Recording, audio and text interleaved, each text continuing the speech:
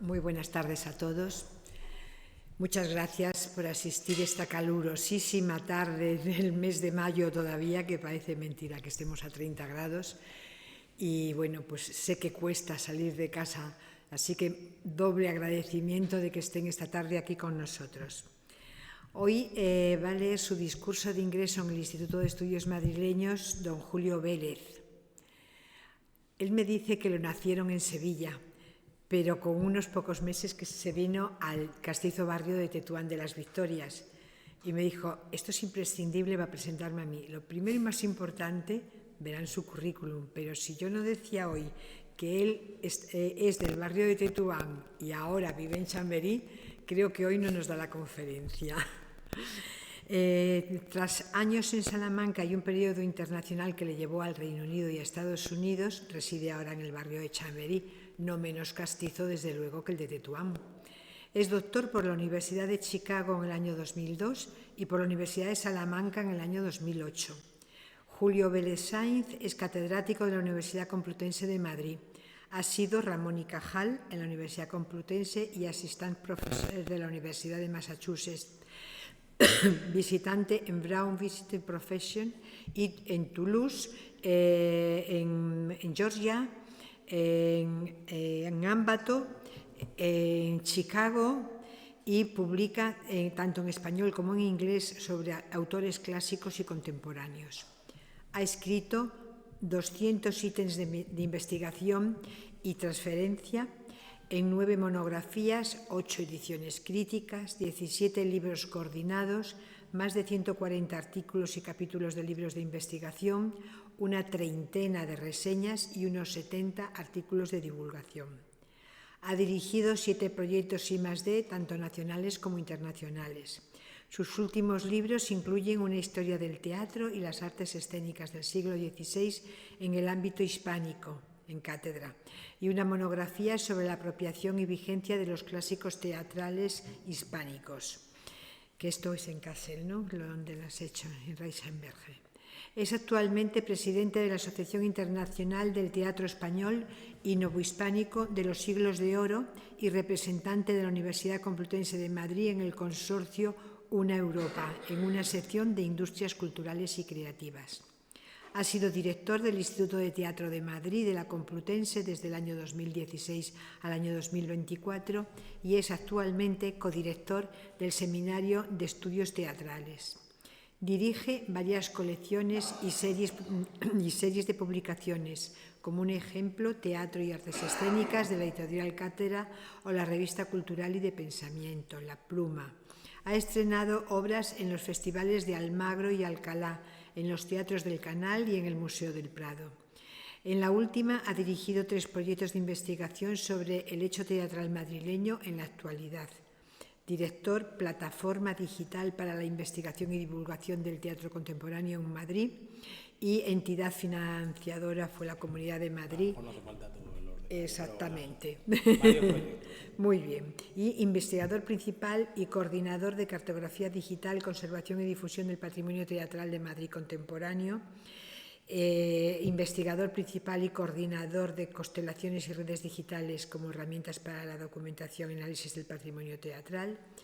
Y fruto de su interés en la realidad del Teatro de Madrid es hoy este ingreso en el Instituto de Estudios Madrileños, porque va a seguir trabajando muchísimo sobre el teatro madrileño y nosotros queremos verle a lo largo de los próximos años.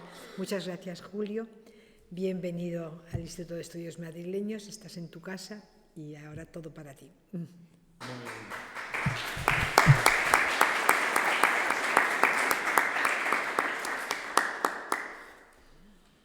bien hallado. Que me ponga aquí el... Un momentito. ¿Se me escuchará bien ahí? ¿Sí? Vale, muy bien, pues muchas gracias, bien hallado, estoy muy feliz, muy contento, muchas gracias María Teresa por estas bonitas palabras, por destacar además mi raicambre castiza de doble barrio, que espero llevar siempre con mucho honor. Como es un honor ingresar como miembro numerario en este Instituto de Estudios Madrileños.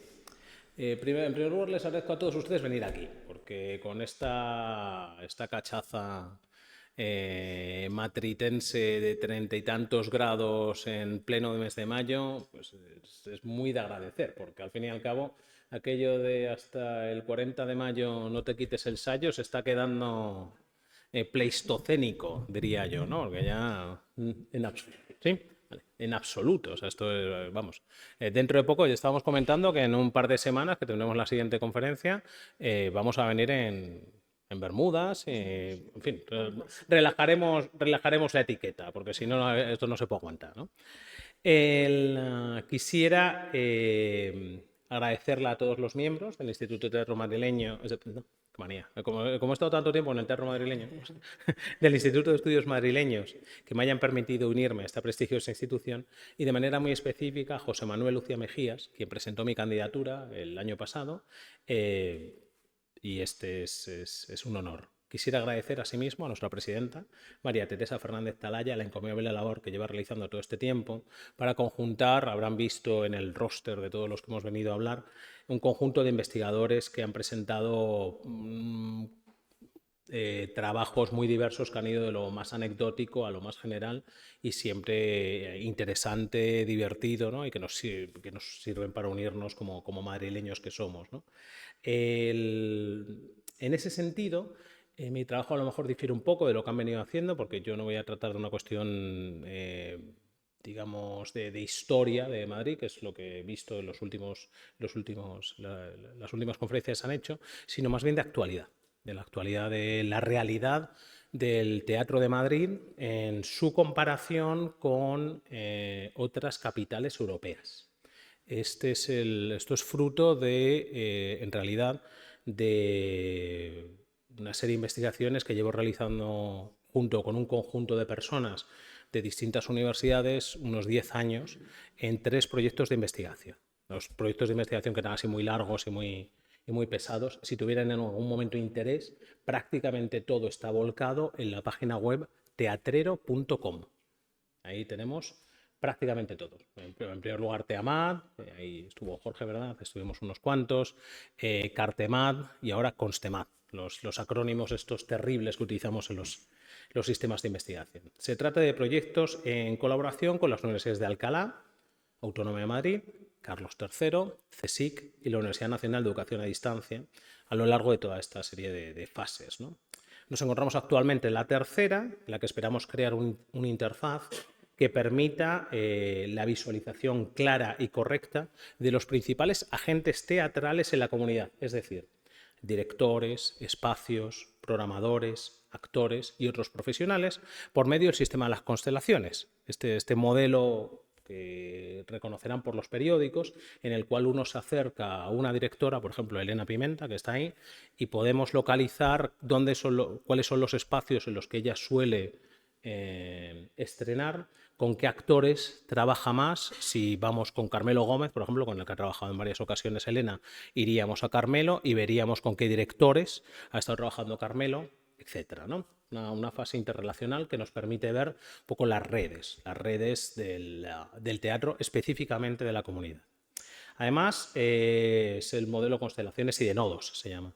De alguna manera se vuelcan también conclusiones de monografías anteriores, como la que han citado, estos clásicos subversivos, clásicos subvertidos, sobre la vigencia del teatro clásico español hoy día frente a los modelos británico, italiano y francés, y la historia del teatro y las artes escénicas en el ámbito hispánico que llevo unos años dirigiendo y del que, por ejemplo, aquí Berta Muñoz Cáliz nos ha regalado un magnífico volumen, magnífico volumen sobre España en el siglo XX. ¿Vale?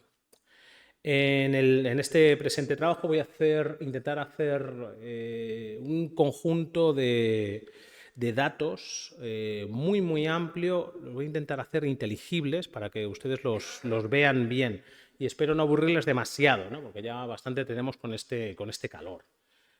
Con lo que se lo voy a presentar en 4 partes. En primer lugar, vamos a ver Madrid como capital teatral española, con un excurso sobre las subvenciones, para que evitemos este deje que a veces social, que a veces aparece sobre la subvención en el teatro, ¿no? Sobre si el teatro es una actividad cultural subvencionada. En segundo lugar, sobre Madrid en su comparativa como capital teatral europea. Estoy hablando de la actualidad, ¿eh?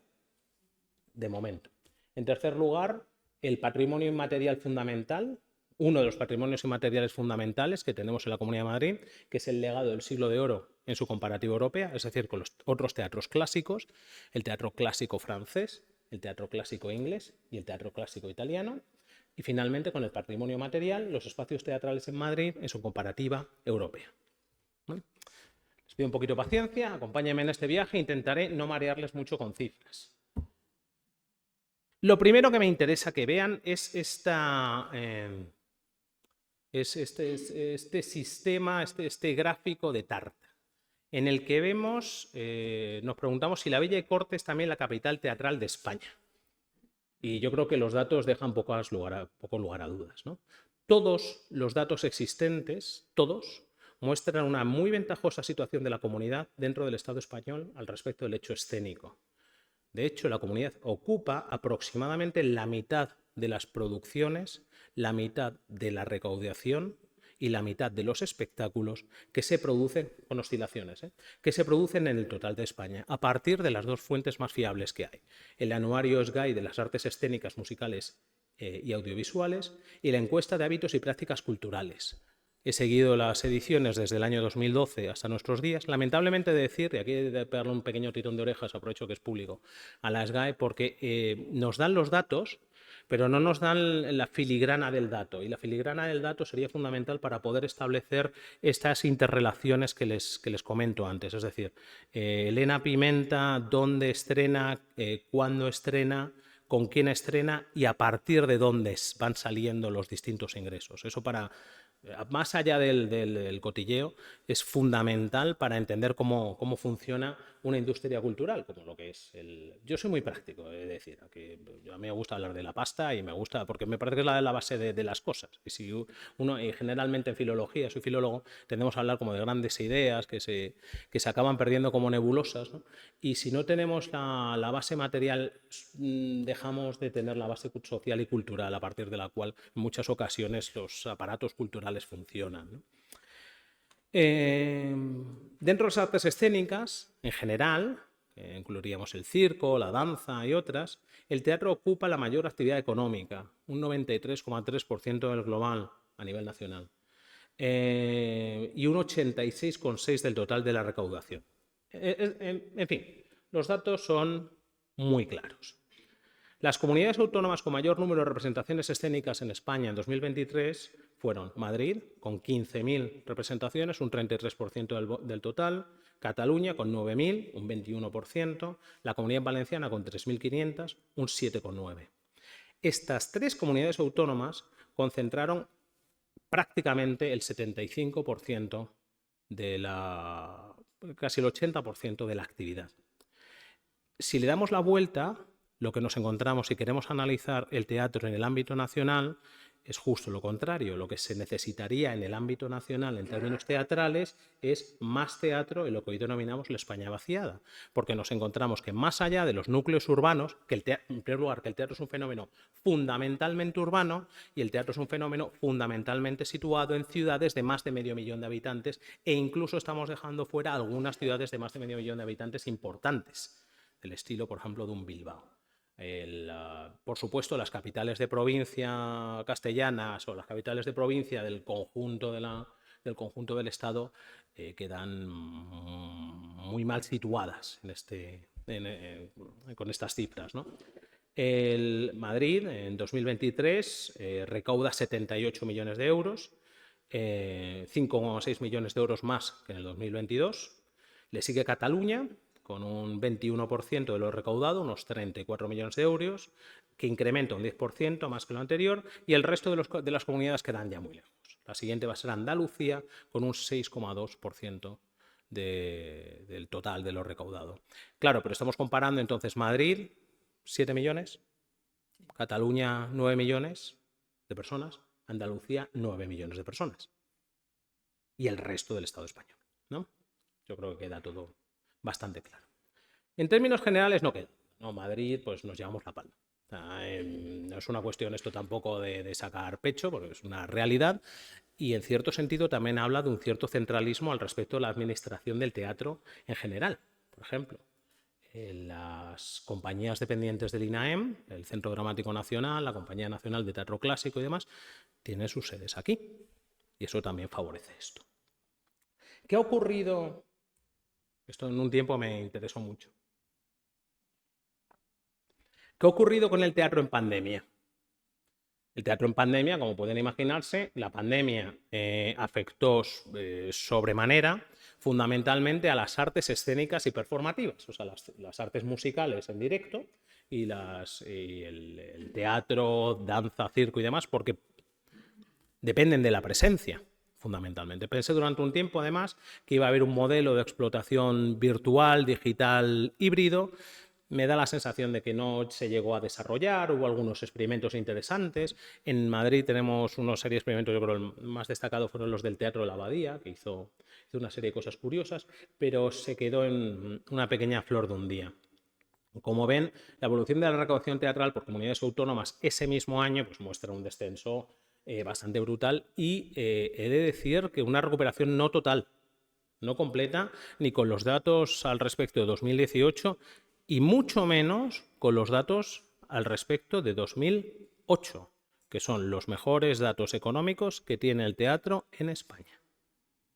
¿Vale? Es decir, justo en términos generales, la conclusión clara y obvia es que la gran recesión afectó más al teatro que la crisis del coronavirus. Algo obvio y lógico por otro lado.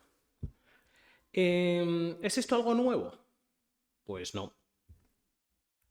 Y aquí es donde voy a centrarme en una serie de documentos preciosos que tienen en el Centro de Documentación de las Artes Escénicas y de la Música, llamado Documentos para la Historia del Teatro Español, en el que hacen este tipo de estudios al respecto de financiación, de recaudación, de número de puestas en escena, en términos generales, en una década.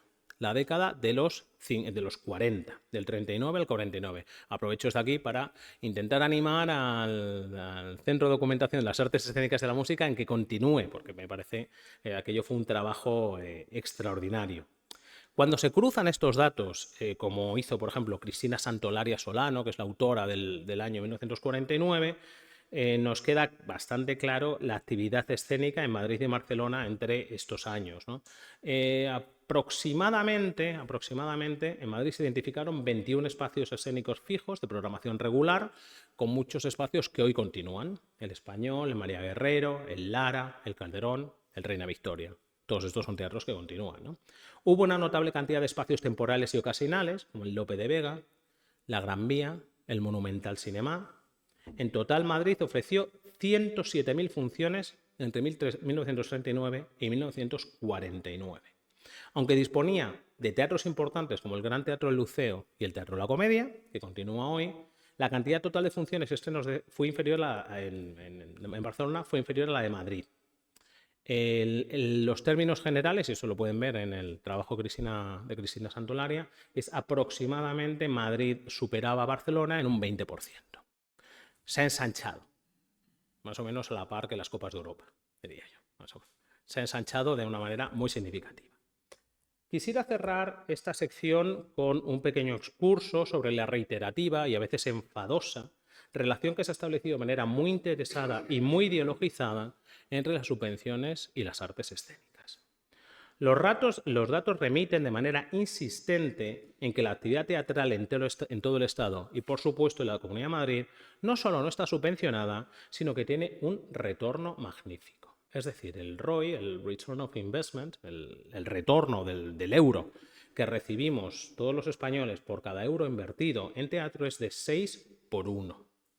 ¿Vale? Tengo en cuenta aquí las principales fuentes de financiación pública del sector teatral, todas, no solamente las del INAEM, todas las comunidades, los montos asignados por las distintas administraciones, las diputaciones provinciales, la recaudación obtenida por las artes escénicas y el retorno de inversión pública. Todo esto generado durante el año 2023.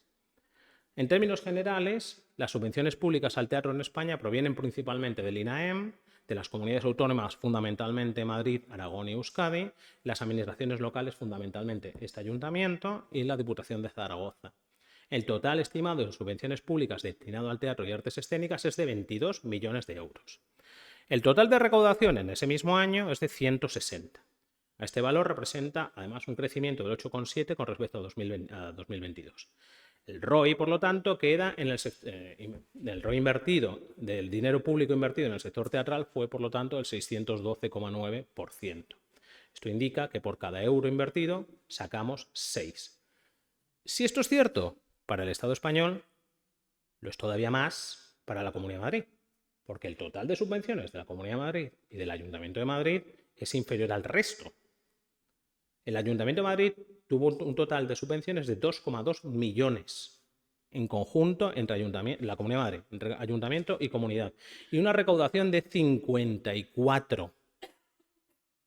La Comunidad, un poco más, y un retorno de 54 millones. Es decir, me parece de interés que en la Casa de la Villa se destaque que todo el dinero que se invierte en las administraciones públicas madrileñas se recupera de manera clara y notoria.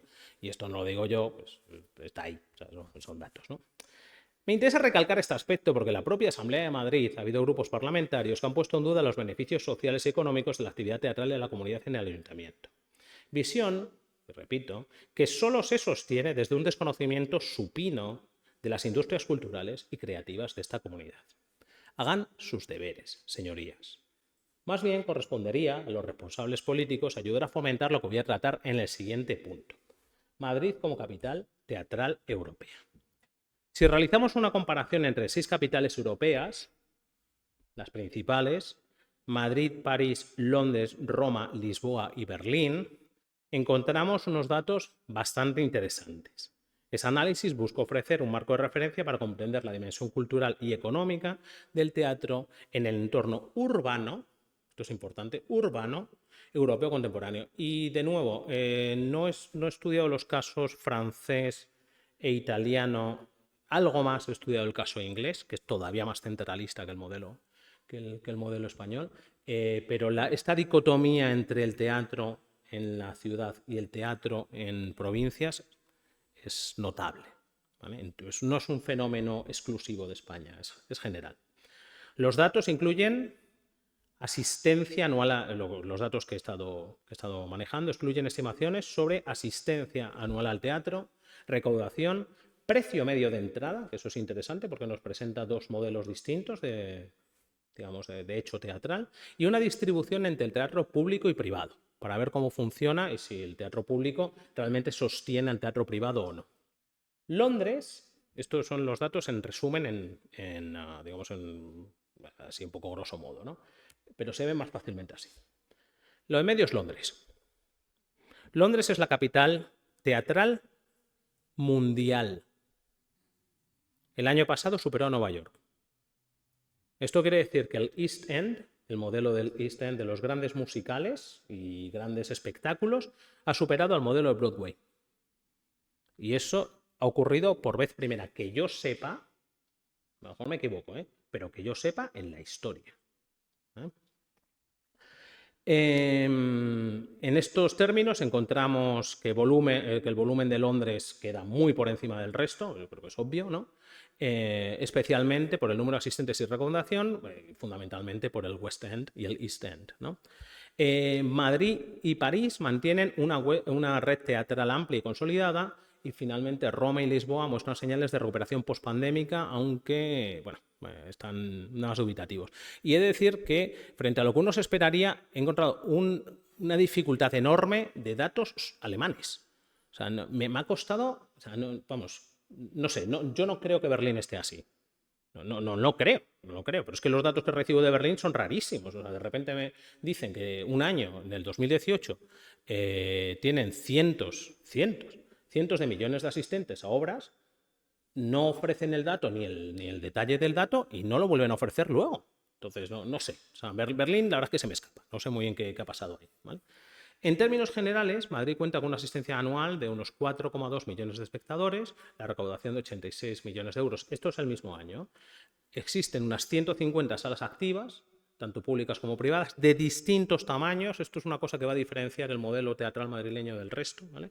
Los tamaños no son las barbaridades del modelo del East End, que tenemos Tenemos cosas como el Barbican, ¿no? Miles de asientos. Ir a ver el teatro, ver a la Royal Shakespeare Company se puede convertir en un evento casi como ver a, o sea, a Taylor Swift. O sea, lo ves desde lejos, ¿no? Su proyección internacional, la de Madrid, es creciente, aunque muy limitada comparada con Londres y París, ¿no? La ciudad destaca en red de teatros públicos y un reciente esfuerzo de digitalización de funciones y festivales internacionales. Esos son datos muy buenos. Además, hay que decir que en España se ofrecen los datos de manera muy clara, ¿eh? O sea, tanto la SGAE como el Ministerio, con todos los dejes que uno le puede decir a la SGAE, que dígame a usted, dígame usted qué es lo que gana cada uno. Entiendo que tengan un poco de reparo en darme esas cosas, ¿no? Pero se ofrecen de manera bastante clara, ¿no? Frente a esto, París se estima que recibe entre 6 y 7 millones de espectadores anuales, una recaudación aproximada de 160 millones de euros y cuenta, eso sí, con 3 veces más teatros que Madrid, 500, incluyendo instituciones nacionales, de nuevo más hipercentralizadas que el modelo español, como la Comédie Française o el Théâtre du Châtelet. Su proyección internacional es muy alta, es decir, es un teatro reconocido con prestigio, gracias a una gran oferta sub y surtitulada. Esto es algo que a lo mejor tendríamos que empezar a pensar, ¿vale? Y una incorporación del teatro dentro del turismo cultural general, lo cual convierte a París en uno de los núcleos teatrales del mundo. Londres. Has hablado muchas maravillas de Londres. Londres lidera Europa con más de 17 millones de asistentes. Más de 1.000 millones de euros de recaudación. Y ahora veremos el precio de la entrada, ¿vale? El distrito cuenta con 39 teatros relevantes. En el 23, los teatros del West End alcanzaron una asistencia récord de 17,1 millones de espectadores. La recaudación en 2019 fue de 799 millones de libras. La proyección internacional es total. Una marca cultural consolidadísima en comparación con el resto, gran presencia mediática y una programación continua de clásicos y de nuevos formatos. De una manera, además, decir que bastante imitable. Presenta una recuperación pospandémica muy sólida y un sistema de incentivos fiscales que potencia la escena teatral. Incentivos fiscales a inversores privados. Roma. Roma registró 1,35 millones de asistentes. No hay datos de recaudación y aunque la red de teatros públicos y privados es significativa, no tenemos... En fin, todo esto no es... que cuando uno se mete con esto no es solamente los teatros oficiales, que son fáciles de contabilizar, los teatros privados, digamos, más establecidos, el Teatro Lara, pero es que cuando uno se mete con el equivalente al OFF y al OFF-OFF, ¿no? O sea, aquí sería el equivalente de los teatros que están alrededor de Matadero. Muchos Flor de un día, Flor de una noche, pues acaban entrando, desapareciendo, apareciendo, ¿no? Entonces es difícil. La proyección internacional es moderada y se centra en eventos patrimoniales y en la ópera, como es lógico. Algo que lleva haciendo, por cierto, desde los años 20 del siglo pasado, ¿vale? Lisboa no presenta datos consolidados, pero se estima que hay menos de 1 millón de espectadores anuales. El número de salas activas es 3 veces la de Madrid, o sea, 3 veces inferior a la de Madrid, entre 50 y 70, y hay un apoyo institucional bastante creciente. Encontramos más del doble de las ayudas en Portugal a las que hay en España, en términos totales, cerca de 50 millones de euros en el mismo año, ¿vale? La proyección internacional es escasa, aunque en crecimiento gracias a festivales bilingües, como el Festival de Almada, un festival que les recomiendo que vayan, precioso, del 4 al 18 de julio, y una programación tirando a contemporánea, porque carecen, claro, de noción de que el mundo clásico les vaya a favorecer. Berlín no publica cifras, he sido totalmente incapaz de verlas. El sistema de financiación es mixto y parece subsidiado altamente por el Estado alemán. En la temporada 2018-2019 ya les dije que millones de espectadores, pero no me dicen tampoco de dónde, con lo cual pues no, en fin, no les puedo dar mucho más dato. Vamos al desglose de teatros públicos y privados. Tanto en Londres como en París como en Madrid vemos aquí en primer lugar la asistencia teatral. El azulito claro es los teatros públicos, el azulito oscuro los teatros privados. Como ven, la proporción en París y en Madrid es más similar. En Roma tendríamos aproximadamente la mitad es de teatros públicos y de teatros privados. En Lisboa prácticamente todo es teatro público y muy poquito teatro privado. Y en Berlín, yo no me atrevo a decir muchas cosas sobre Berlín, pero vamos, diríamos que mitad. En Londres, sin embargo, si se fijan, es casi solo una quinta parte o menos. O sea, llama mucho la atención. El teatro público tiene muy poca presencia frente al teatro privado. En París es un tercio y en Madrid un 40% aproximadamente. Esto se va a mantener en el segundo de los gráficos que tienen, el verde, que es el de la recaudación teatral. Claro, lógicamente, asistencia a recaudación, ¿vale? Antes de irnos todos directamente al modelo londinense y quererlo imitar y abrazar y decir ¡viva Londres!, tendríamos que ver esto. Si consideramos el teatro como un bien público, el modelo londinense a lo mejor no es del todo adecuado, porque el precio medio de entrada, la mediana de entrada a cualquier espectáculo londinense es de más de 60 euros. Sí, me dirán, bueno, es que los sueldos son superiores, sí, pero no en esa comparación, ¿vale? O sea, no. Una de las cosas que suelo decir a todos mis estudiantes es que aprovechen lo barato que resulta el teatro en España y en Madrid. Son unos espectáculos extraordinarios, baratísimos. Para lo que es, baratísimos, obviamente, para el público, ¿vale? En los espectáculos en el Teatro La Zarzuela, ¿cuánto vale la entrada más cara? Menos de 50 euros. En el Teatro La Zarzuela, y son producciones que todas superan ampliamente los 100.000 euros, pero muy ampliamente. Cualquier producción media que uno entre se encuentra en el Teatro La Zarzuela, ¿no? El problema comparativo, el análisis comparativo, evidencia la diversidad del ecosistema teatral en las distintas capitales europeas. Londres domina en términos de volumen, seguido Madrid y París, mientras que Roma y Lisboa están en proceso de recuperación tras el impacto de la pandemia, ¿no? Londres y París nos van a encabezar el ecosistema teatral y nos van a presentar dos modelos, digamos, de recomendaciones. Por un lado, si buscáramos un modelo, y aquí yo no me meto porque son modelos, hay un modelo más de carácter neoliberal de crecimiento, se podría seguir el modelo londinense, que buscaría estimular la colaboración entre teatros públicos y privados para diversificar la oferta, que haya una oferta más amplia, ¿no? Y ampliar audiencias y desarrollar políticas fiscales y subvenciones alineadas como las que hay en Londres. Esto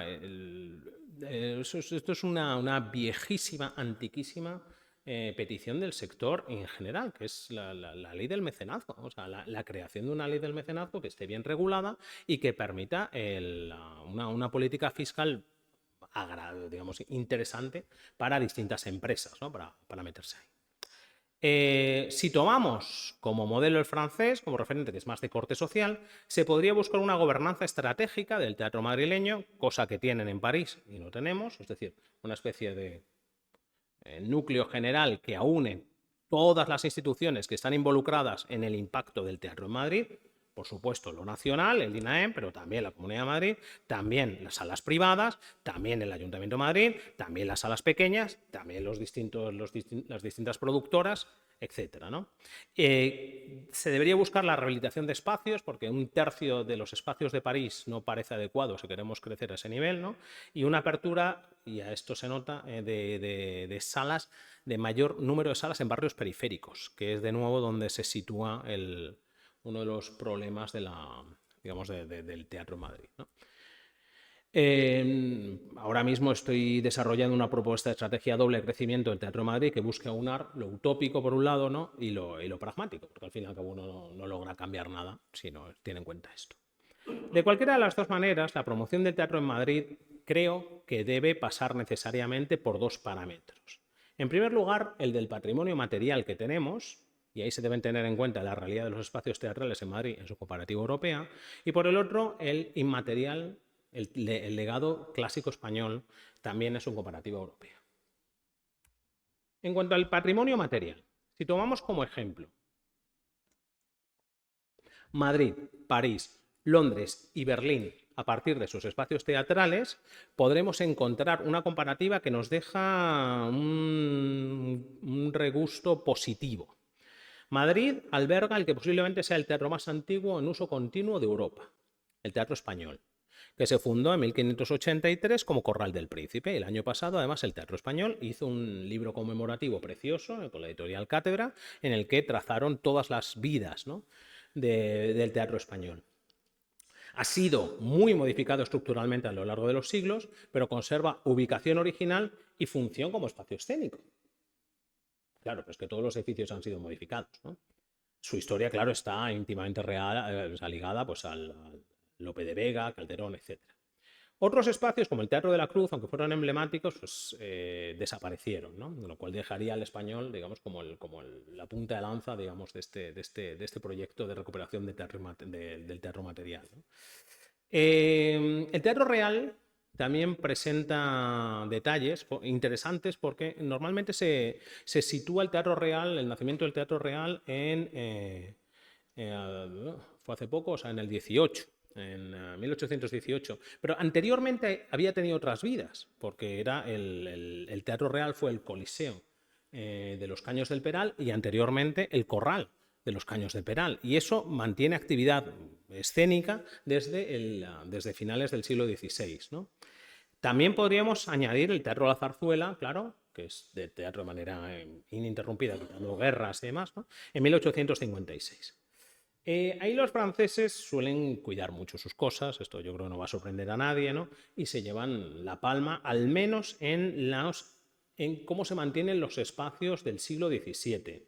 La Comédie Française, fundada en 1680 bajo el auspicio de Luis XIV, mantiene programación ininterrumpida desde entonces y se convierte además en el ejemplo más robusto de conversación funcional y arquitectónica. También tenemos el Palais Garnier, el Teatro de l'Odéon, que representa una opulencia e importancia política de las artes escénicas en el siglo XVII.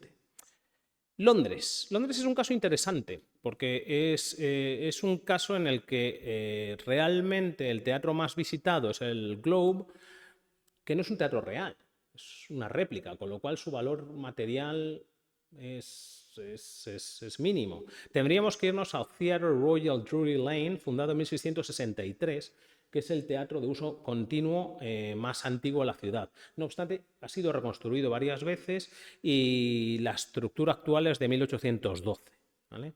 Esta circunstancia plantea un dilema entre la continuidad funcional y la autenticidad estructural, porque el Globe fue completamente derruido, como correspondía a un teatro hecho con adobo y madera, o sea, nada más. Y bueno, y se ha tenido que reconstruir, ¿no? El Royal Opera House ha enfrentado incendios y reconstrucciones, lo que también afecta a su valor como edificio original, aunque mantiene un cierto rol cultural. En Berlín nos tenemos que remontar al siglo XVIII para ver las principales instituciones, los principales espacios teatrales. El Staatsoper unter den Linden, inaugurado en 1742, que fundamentalmente ha sido emblema de teatro musical entendido en términos amplios, no en términos Rey León, ¿vale? En términos, digamos, operísticos, ¿no? Y podrían ellos explotar, y de hecho lo hacen, el Berliner Ensemble, que es el teatro fundado por Bertolt Brecht en 1949, que representa una nueva concepción del teatro moderno. Y esto, en cierto sentido, marca también el modelo de promoción que ha tenido Alemania al respecto de su propio teatro. El teatro alemán es un teatro internacionalmente reconocido fundamentalmente a partir de una cierta noción de novedad. Sus directores y directoras son directores rompedores, vanguardistas. Claro, es un teatro que no encontraría una tradición nacional clara, aunque la tiene, ¿vale? Al evaluar los ejes propuestos se desprenden conclusiones claras. En cuanto a la antigüedad, Madrid se impone como el teatro en su uso más antiguo. Le siguen Londres, más que nada porque es de 1583, es el único que nos remonta al siglo XVI. Londres, París, en cuanto a uso continuado de la Comédie Française, continúa después el español y el Deutsche Theater, en el estado de conservación el Teatro de l'Odéon, que tiene un excelente estado original, y eso, Berlín y Londres, aunque relevantes, presentan edificios fundamentalmente pues, muy reconstruidos. Como les digo, las réplicas como el Globe pues, sirven poco para esto, ¿no? Esto representa o revela distintas aproximaciones a la preservación y funcionalidad del patrimonio escénico.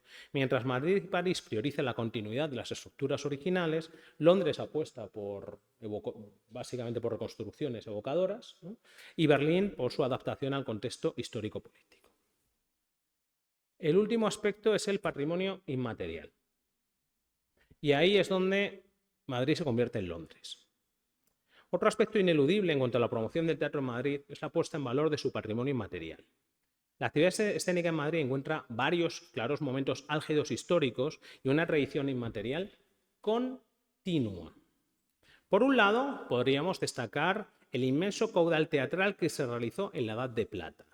Si seguimos el término acuñado por José Carlos Mayner, en la que los autores del 98, 14, 27 y 36, La Sin Sombrero, los autores de la Edad de Plata, casi la totalidad de ellos de gran producción teatral como Miura, Jardiel Poncela y performers avant la lettre como Maruja Mayo, Gómez de la Serna, conviven. Otro modelo, otro conjunto de patrimonio inmaterial importante serían las tradiciones populares estéticas y fiestas de la Comunidad de Madrid con un claro contenido teatral. Verbenas de la Paloma, San Isidro, Carnaval, que son puntos de desarrollo claro. Muy implicado con lo anterior, por supuesto, en la inmensidad de obras teatrales desarrolladas en el mundo de la zarzuela y del género chico. Solo en España se han catalogado 6.000 títulos de obras completas y fragmentos, de las que entre 1850 y 1900 se estrenaron aproximadamente 3.000. O sea, son cifras muy destacadas. Si vamos al teatro clásico, en cuanto al teatro clásico en 4 grandes tradiciones europeas, la española, la francesa, la inglesa e italiana, y aquí he partido de catálogos especializados, bases de datos académicas y estudios bibliográficos, analizamos exclusivamente el número de autores y de obras, ¿vale? Teniendo en cuenta brevemente los contextos de producción y los rasgos distintivos de cada tradición. La tradición española se distingue por una gigantesca vitalidad y producción y por una serie de valores que luego les voy a decir.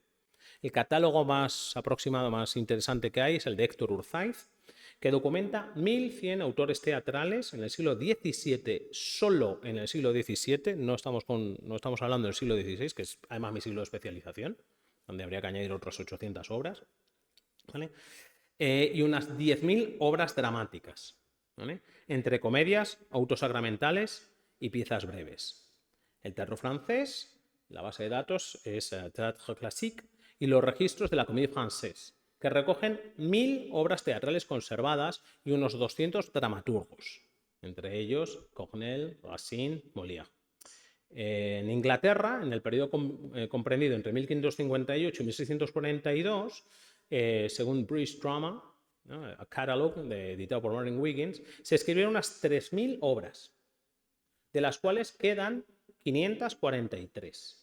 Aproximadamente 200 autores activos. Destacamos, claro, a Shakespeare, Marlowe, Ben Jonson, John Fletcher, ¿no? En Italia es un caso interesantísimo para trazar, porque en realidad es el teatro más influyente en su momento, ¿vale? Casi más influyente que el español, porque es un teatro de puesta en escena, es un teatro de metodología actoral, es un teatro de acercamiento a la escena, es un teatro de educación.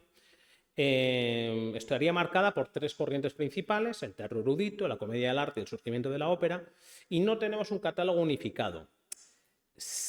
Tenemos 150 dramaturgos y al menos 500 obras documentadas, pero no sirve, porque el modelo de teatro fundamental de la comedia del arte, la improvisación, parte de la improvisación, del uso de máscaras y de guiones escénicos, de los canovacci, que esto dificulta enormemente la cuantificación exacta, porque no tenemos el texto.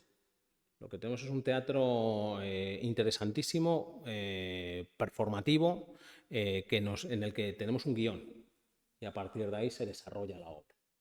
Y leen al público y saben qué es lo que quiere el público, ¿no?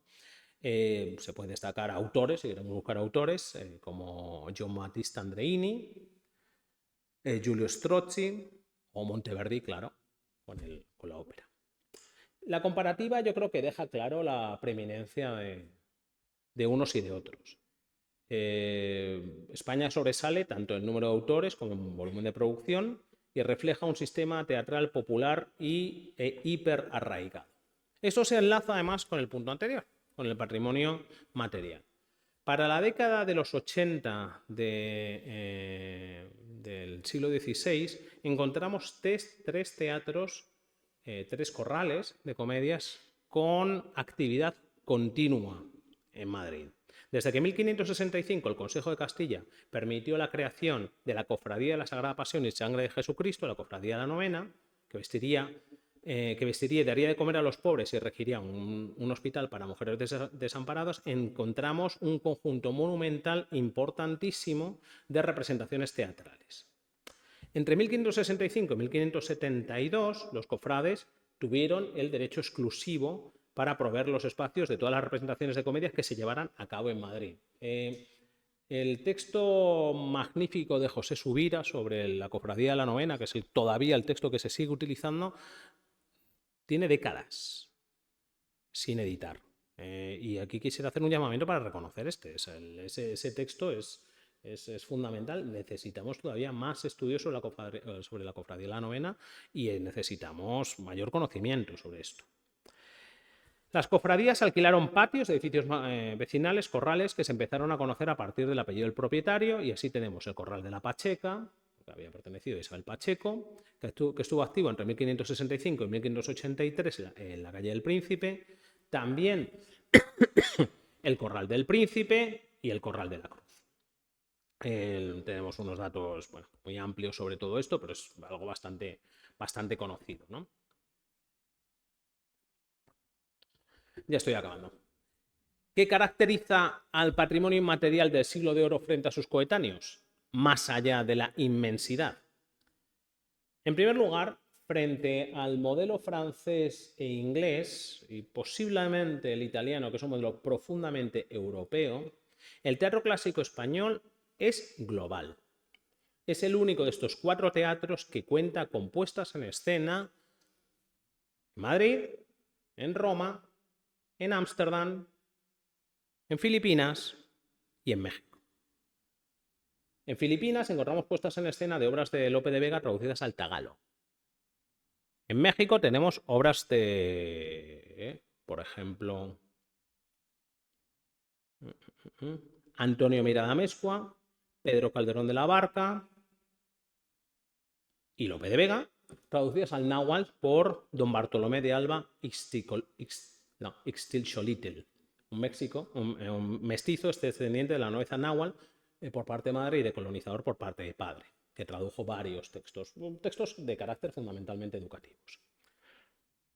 Aquellos con interés en desarrollar la vertiente ideológica de la lectura de clásicos pueden aprovechar las directrices del poscolonialismo, la descolonización y el posimperialismo en el tratamiento de esta riquísima materia global. Yo animaría a que se hiciera antes de que se continuara con diatribas poco fundamentadas sobre lo que esto representó. El número total de obras escritas individualmente de los distintos autores, lo que consideraríamos genios nacionales, y para este tipo de estudios realmente el hecho de que un teatro sea de más calidad que otro es totalmente irrelevante. Y además les diría, es que el concepto de calidad varía dependiendo del contexto social y del momento histórico. Para Torres Naharro sus obras son absolutamente magistrales. Para las de Calderón las suyas son absolutamente magistrales porque cada una responden a modelos totalmente distintos, ¿no? Si vamos en términos generales, el conjunto de obras de Shakespeare no llega a 40, cualquier tipo, o sea, añadiendo todas las distintas apócrifas y atribuidas. Las de Molière superan poco más las 25 o 26, las de Racine no llegan a las 10, las de Marlowe no llegan a la decena. O sea, en el conjunto, ¿cuántas obras escribió Lope? O sea, pues los datos, o sea, obras ya, si vamos, con Marchamo de Lope indudables son 380 y pico. De las cuales, por cierto, aprovecho para decir que conocemos muy poquito. Yo, sí, realmente los próximos proyectos de investigación que dirigiré va a ser el Teatro Siglo de Oro, ese gran desconocido. Aprovecho más datos. ¿Saben cuántas de este conjunto en material brutal? Solamente vamos a sumar el 16, 11.000 obras. De ese conjunto de 11.000 obras, ¿saben cuántas obras se ponen en escena en el siglo XXI? De esas 11.000, las he contabilizado, porque me gusta contabilizar. 615. Es decir, de 11.000 conocemos 615.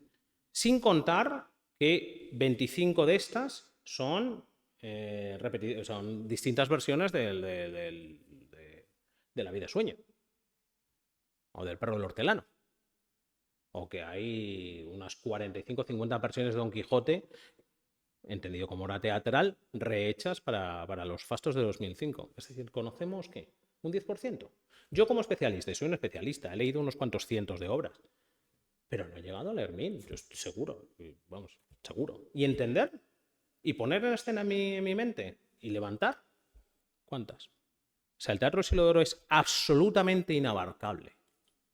Es un fenómeno absolutamente inabarcable. Y en ocasiones me han venido con la cosa de, bueno, es un teatro formulaico. Bueno, el inglés también. Todos los teatros son formulaicos. Y Hollywood también es formulaico. Y eso no quiere decir que no cambie. Obviamente, porque va cambiando con todo, ¿no?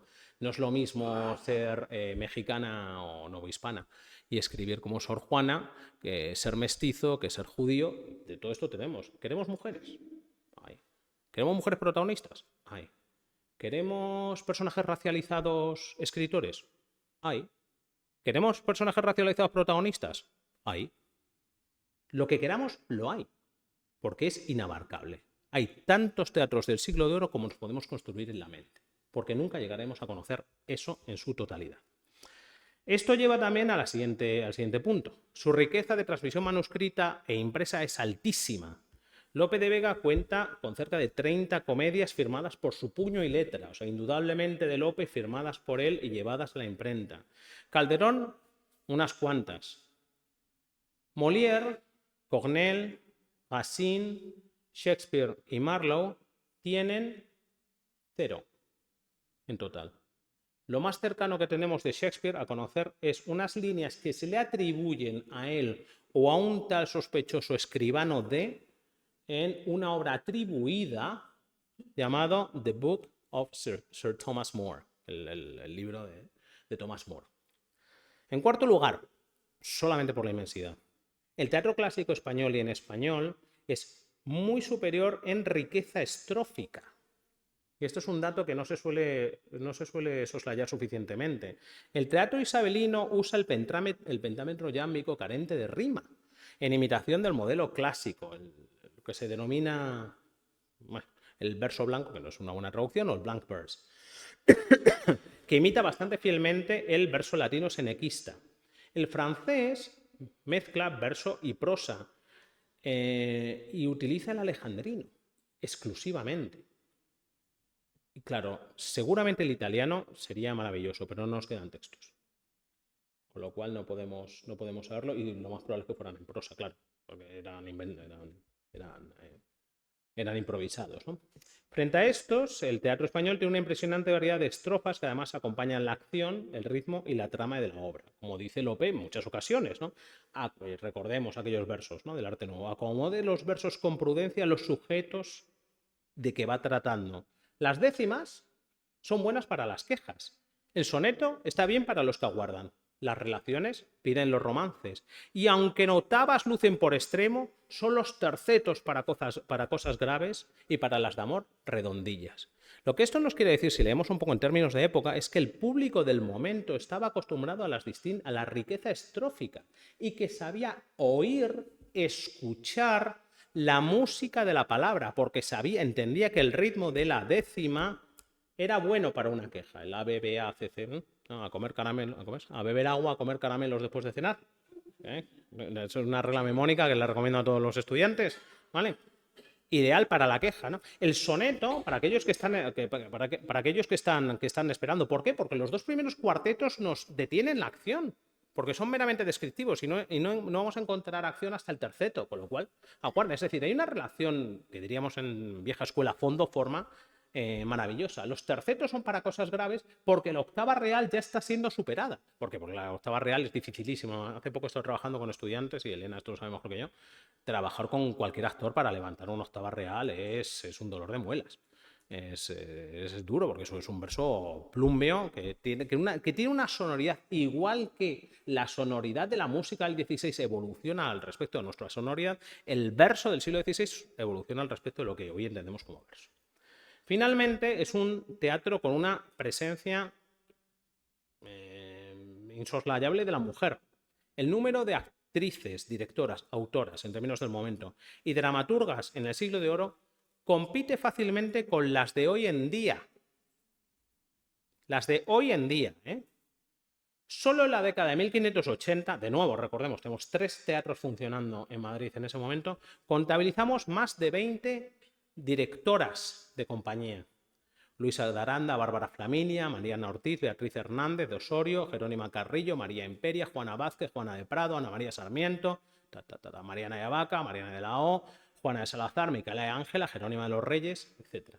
Casi un 20% del apabullante diccionario de actores del siglo de oro tiene que ver con actrices, de los que hay unas 60 directoras de compañía en este momento.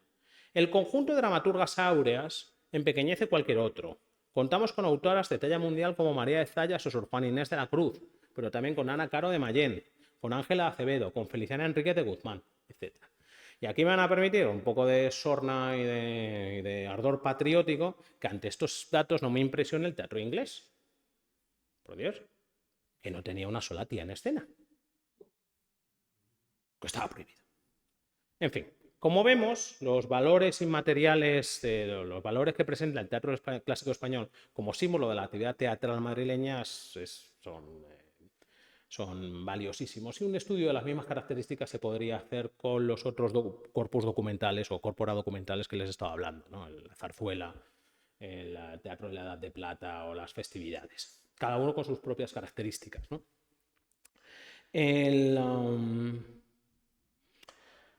Tiene, por lo tanto, Madrid una magnífica posición de crecimiento a partir de sus aspectos patrimoniales, material e inmaterial. En cuanto a lo material, un análisis comparativo de los principales temas históricos en términos de antigüedad, uso continuado y estado de conservación deja a Madrid en muy buena posición. En lo inmaterial, si bien otros aspectos que se pueden destacar, la zarzuela, el teatro de la Edad de Plata, las fiestas y las tradiciones populares, el teatro español es sin duda el campo en el que más se aleja del resto, ¿no? Contamos estos 1.100 autores y cerca de 10.000 obras frente al resto. Quisiera acabar este pequeño discurso de ingreso agradeciéndoles a todos la presencia y combinándoles a que todos rememos a una para la promoción del teatro en nuestra comunidad.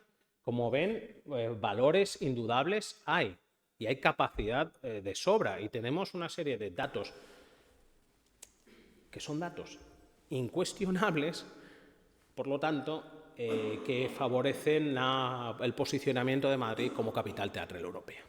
Y con esto cierro. Muchas gracias.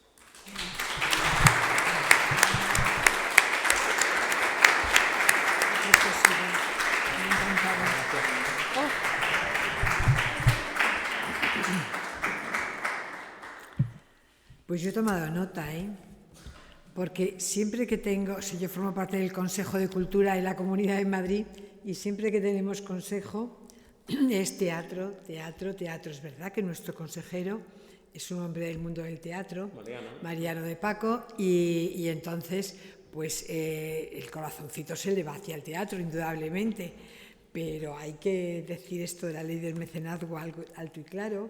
La ley del mecenazgo, la Comunidad de Madrid puede hacer cosas con la ley del mecenazgo, pero yo creo que es una ley de carácter nacional. De carácter nacional. Y es una ley, además, que yo sepa, lleva siendo, desde el Pleistoceno superior, lleva siendo discutida.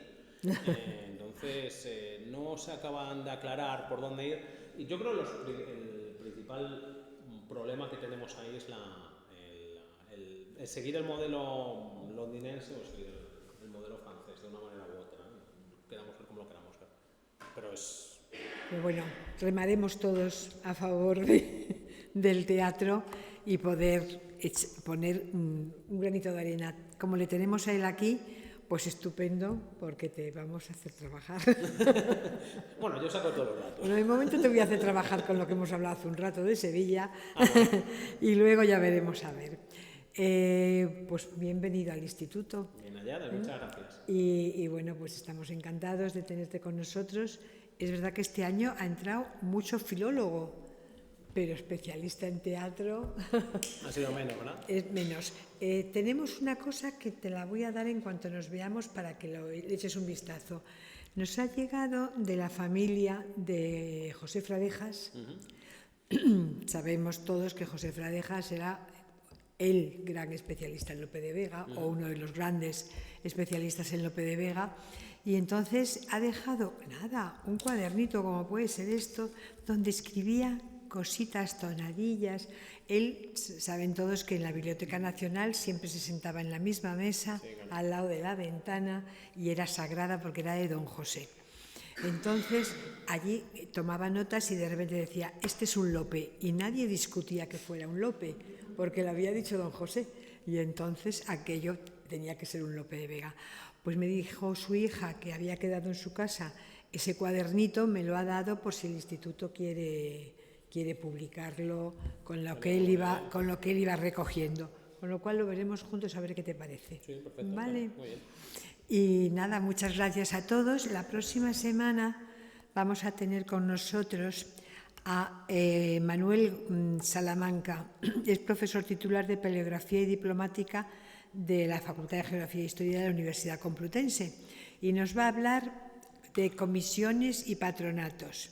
De Martín Marcelino de Vergara, una fuente de carácter interdisciplinar para la historia de Madrid. Es muy interesante el tema que está estudiando Manuel Salamanca. El otro día estuvo conmigo en el instituto, 5 horas estuvimos trabajando, y es un hombre que se ha metido en el mundo de la inteligencia artificial, desde la biblioteca, con lo cual, bueno, pues queremos sobre todo que nuestras publicaciones tengan el carácter científico que tienen que tener, y él lo sabe todo. Y entonces nos pondrá a un nivel que todavía no tenemos, pero espero que en breve podamos alcanzarlo con la ayuda de Manuel, y nos va a contar cosas muy interesantes por lo que he podido hablar con él. Así que les recomiendo a todos, si quieren estar con nosotros la próxima semana, que veremos algo diferente, pero muy interesante. Muchísimas gracias y nos vemos el próximo día 3. Y gracias a ti. Y en los teatros. Y nos vemos en los teatros. Y nos vemos en los teatros. Gracias.